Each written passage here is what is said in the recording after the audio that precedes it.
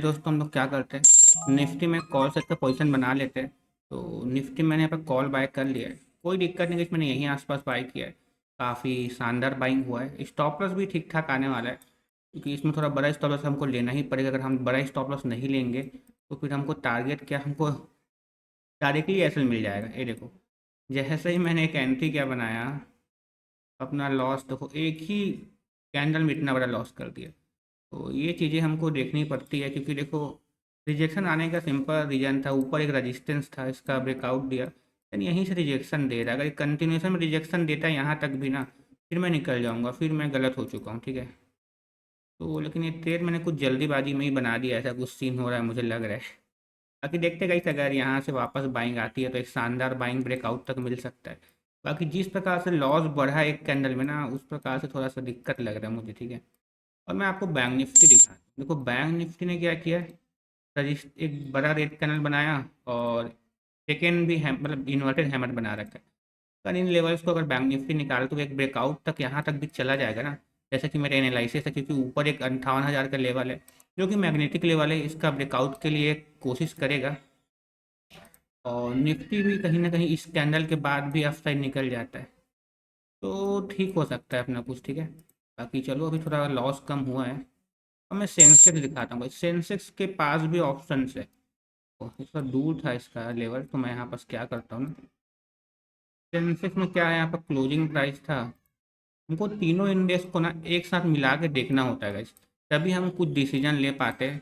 ये देखो, एक और क्लोजिंग प्राइस था यहाँ पास गाइस, ठीक है। तो आसपास यही आसपास समथिंग था, तो ये हम लोग वापस लॉस में आ गए होंगे दिखाया जाए तो। देखो, कॉस्ट टू कॉस्ट ही चल रहा है, चलने देते हैं।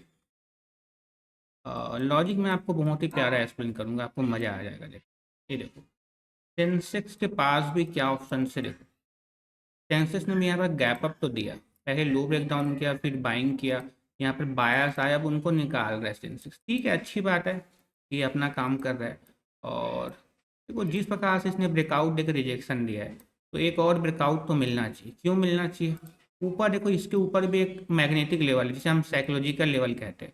अगर इन लेवल को निकालने के लिए ब्रेकआउट देके कम से कम एक मोमेंटम यहाँ तक भी दे देगा ना सेंसेक्स, तो डेफिनेटली यहाँ पर निफ्टी में भी मोमेंटम आ जाएगा। तो अभी निफ्टी में हम क्या है, कॉस्ट टू कॉस्ट बैठे हुए देख सकते हो। अभी फिलहाल ग्रीन में आए इतना देर बाद, तो कोई दिक्कत नहीं है, इसको हम होल्ड करेंगे। और मैं देखो ई में भी लगाता हूँ ना निफ्टी में, तो ई में क्या करता है, अपना कॉन्फिडेंस को बूस्ट कर देता है। ये देखो, इतना प्यारे कैंडल्स आ रहे, अच्छी बात है। अभी जैसे इन लेवल्स को निकालेगा ना निफ्टी, तो ये जो पीएनएल दिख रहा है कम से कम 500 प्लस दिखना चाहिए। अगर नहीं दिखता है और ये नहीं निकालता, यहीं से फिर रिजेक्शन आ जाता है, तो फिर हम लोग गलत हो चुके हैं। देखो, हल्का रिजेक्शन क्या आता है, हम लोग लॉस में आ जाते हैं। तो ये तो ऑप्शन ट्रेडिंग का गेम ही है गाइस, ठीक है, ऐसा देखा जाए तो। लेकिन वही चीज़ है ना, एक बार तो एसल हंटिंग बनता है। अब जिस प्रकार से ब्रेकआउट हो रहा है ना, एक पुल बैक वाला सीन यहाँ पर क्रिएट होगा, उसके बाद मार्केट दिन भर शायद पॉजिटिव रह सकता है या कैसा भी है, क्योंकि यहाँ पर ब्रेकआउट्स हुए हैं। तो ब्रेकआउट में सिर्फ बायर्स आते हैं। देखो, कंटिन्यू बाइंग जारी है, देखो निफ्टी में क्या बाइंग है। अब ये कंटिन्यू धीरे धीरे यहाँ 50% भी टारगेट दे देगा ना, तब मैं निकल जाऊंगा, ठीक है। 50% टारगेट समथिंग मिल चुका है, लेकिन मैं निफ्टी बैंक को देख रहा हूँ। देखो, अभी 2 मिनट बाकी गए, 2 मिनट में जितना मोमेंटम में हमको कैंडल मिलेगा हम उतना वेट कर सकते हैं। ये देखो, निफ्टी बैंक अभी भी रजिस्टेंस के पास जाके छोटा कैंडल्स बना, अगर ये भी एक बार ब्रेकआउट दे देता है ना इस लेवल का, भाई मैं निकलने का सोच भी लेता। सेंसेक्स देखते गए, इससे देखो सेंसेक्स में भी ब्रेकआउट्स हो चुके हैं, ठीक है। सेंसेक्स में भी क्या हुआ है, ब्रेकआउट देखो दे चुका है।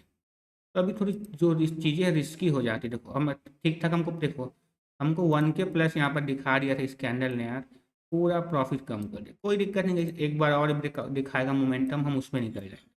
पैसा तो नहीं है, ब्रेकआउट दे जब डायरेक्टली यहाँ से गिर जाएगा। देखो, हो सकता है कभी कभी, ऐसा नहीं है नहीं होता गाइस, होता है कभी कभी, लेकिन एक और ब्रेकआउट के बाद ये गिरता ना, तो मज़ा आ जाता।